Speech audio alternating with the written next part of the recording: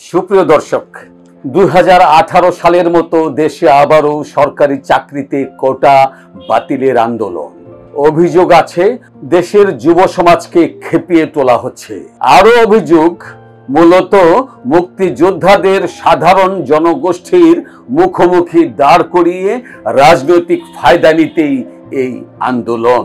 মুক্তিযোদ্ধাদের যারা সহ্য করতে পারেন না, এই মহলটি পেছন থেকে কল কাঠি নেড়ে সরকার বিরোধী আন্দোলন নতুন করে পাকাতে চাইছেন। আন্দোলনরত শিক্ষার্থী ও চাকরি প্রত্যাশীরা দাবি করছে যে সরকারি চাকরিতে কোটা ব্যবস্থা বাতিল করে ২০১৮ সালে সরকারের জারি করা পরিপত্র পুনর্বহাল করতে হবে। তাদের দাবি মূলত মুক্তিযোদ্ধাদের নাতি নাতনিদের কোটা বাতিল করা। আচ্ছা বলুন তো, মুক্তিযোদ্ধা পরিবারের সদস্যদের কোটা বহাল থাকলে তাদের ভাগে কম পড়বে, এমনই কি মনে করছেন আন্দোলনকারীরা? মুক্তিযোদ্ধাদের নাতি নাতনিদের কোটা প্রতিহত করতে মাঠে নেমেছে কারা? অভিযোগ আছে মুক্তিযোদ্ধাদের যারা সহ্য করতে পারেন না, তারাই মুক্তিযোদ্ধাদের নাতি নাতনিদের সামনে নিয়ে আসছেন, তারাই অবজ্ঞা করছেন মুক্তিযোদ্ধাদের অবদানকে। সুপ্রিয় দর্শক, মেধা ও কোটা কোনোভাবেই সাংঘর্ষিক হোক কাম্য নয়। কোটা ব্যবস্থা হলো অগ্রসর জাতিগোষ্ঠী শ্রেণী পেশার মানুষের জন্য সুষম বন্টন ব্যবস্থা মাত্র, যা বিশ্বময় প্রতিষ্ঠিত একটি ব্যবস্থা। সকল দেশেই রয়েছে এই কোটা ব্যবস্থা। বাংলাদেশে বাড়তি সেটি হলো মুক্তিযুদ্ধের কোটা। বিশ্বের সকল দেশে এই কোটার ব্যবস্থা আছে, কিন্তু বিশ্বের কোথাও একটি মুক্তিযুদ্ধের বিনিময়ে এক জাতির স্বাধীন দেশ প্রতিষ্ঠা হয়েছে এমন নজির নেই। শুধু এই কারণেই কোটা ব্যবস্থার মধ্যে সবার সাথে মুক্তিযোদ্ধাদের একটি আংশিক কোটা রাখা হয়েছে, তারা যেন অন্ততপক্ষে মুক্তিযোদ্ধাদের মনে রাখতেই তাদের সন্তানরা এই কোটা ব্যবস্থার মধ্যে থাকেন। যদিও মেধা তালিকায় কিন্তু অনেক মুক্তিযোদ্ধা পরিবারের সন্তান চাকরি বাকরি বা অন্যান্য সুযোগ সুবিধা তারা পাচ্ছেন। যেমন ধরুন ২০১৮ সাল পর্যন্ত সরকারি চাকরিতে মোট ৫৬% কোটা প্রচলিত ছিল। এর মধ্যে ৩০% বীর মুক্তিযোদ্ধাদের, পরে অবশ্য বীর মুক্তিযোদ্ধাদের সন্তান ও নাতি নাতনিদের সংযোজন করা হয়।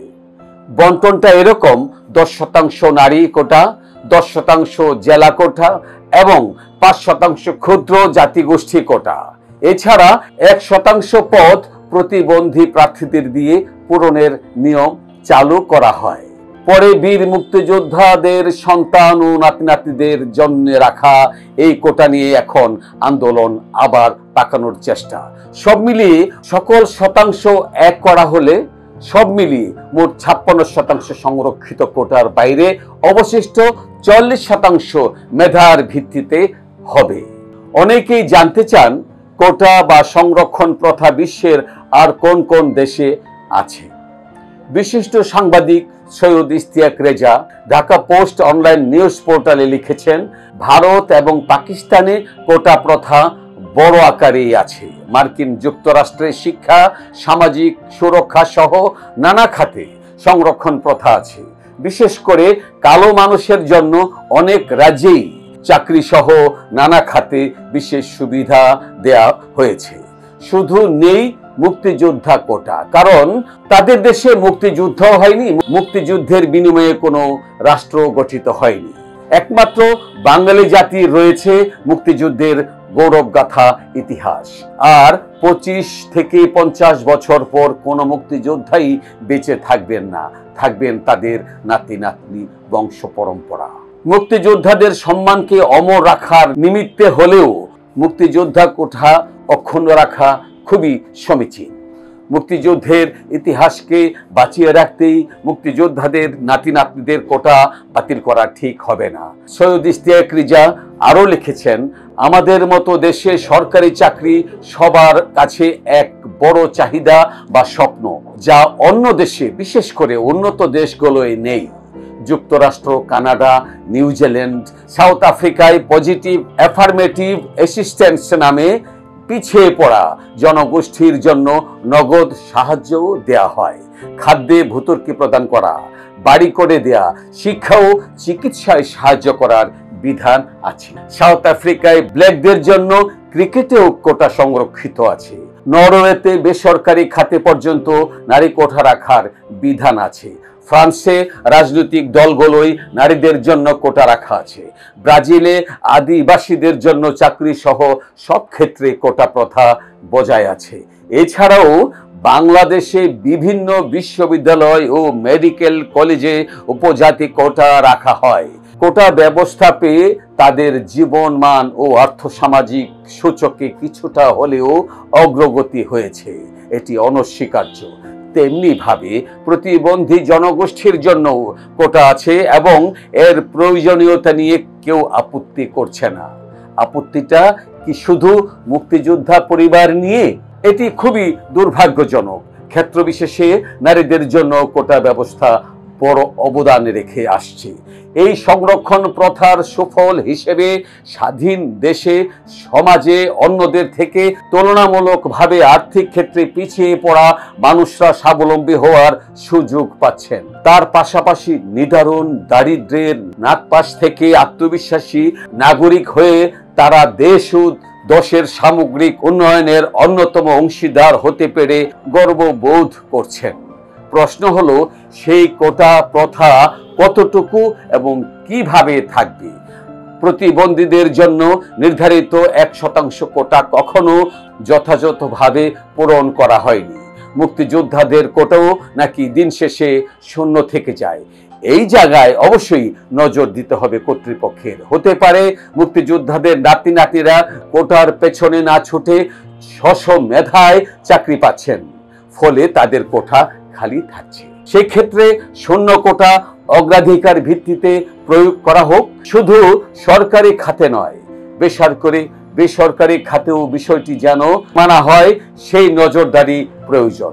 সৈয়দ ইশতিয়াক রেজা আরো বলেন, যারা কোটা বাতিল চান তারা বুঝতে পারছেন না যে শ্রেণী, জাতি, বর্ণ, লিঙ্গীয় অসমতার উপর দাঁড়িয়ে থাকা এই দেশে কোটা বাতিল সমাজের অসমতা ও বৈষম্যকে আরো বাড়িয়ে তুলবে।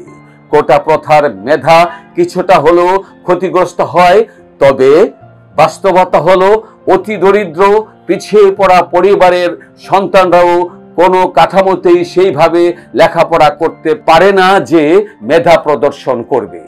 আবার অনেক ক্ষেত্রে ঘুষ বাণিজ্যের কারণেও মেধাবীরা বঞ্চিত হয়, এটিও মিথ্যে নয়।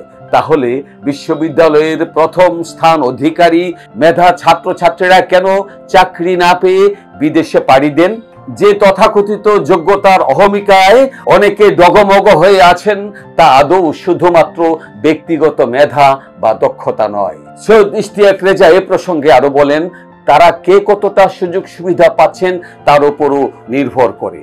যে পড়ুয়া প্রতিটি বিষয়ে 2 জন করে গৃহশিক্ষকের কাছে পড়ে প্রথম প্রজন্মের পড়ুয়ার চেয়ে যোগ্যতর হয়ে উঠছেন, তাদের যোগ্যতা কি সত্যি তুলনীয়? কোটা আন্দোলনকারীরা সরাসরি বীর মুক্তিযোদ্ধা কোটার বিরোধিতা করে থাকলে তা সুবিবেচ্য নয় মোটেও।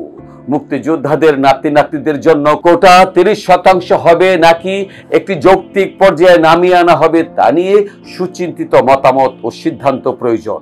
রাজনীতির কাণ্ডারীরা বরাবরই কোটা সংরক্ষণকে ভোটের কৌশল হিসেবে ব্যবহার করছেন। সামাজিক ন্যায় প্রতিষ্ঠার বিষয়টি সেইভাবেই অনেকাংশে গৌণ থাকছে। বাংলাদেশের জন্মই হয়েছিল বঞ্চনা এবং বৈষম্যের বিরুদ্ধে প্রতিবাদ থেকে। সমতার মতাদর্শ চিন্তা করলে ক্ষুদ্র নৃগোষ্ঠী, দলিত, প্রতিবন্ধী, ক্ষুদ্র পেশাজীবী, পিছিয়ে পড়া জনগোষ্ঠীর জন্য কোটা বহাল রাখতেই হবে।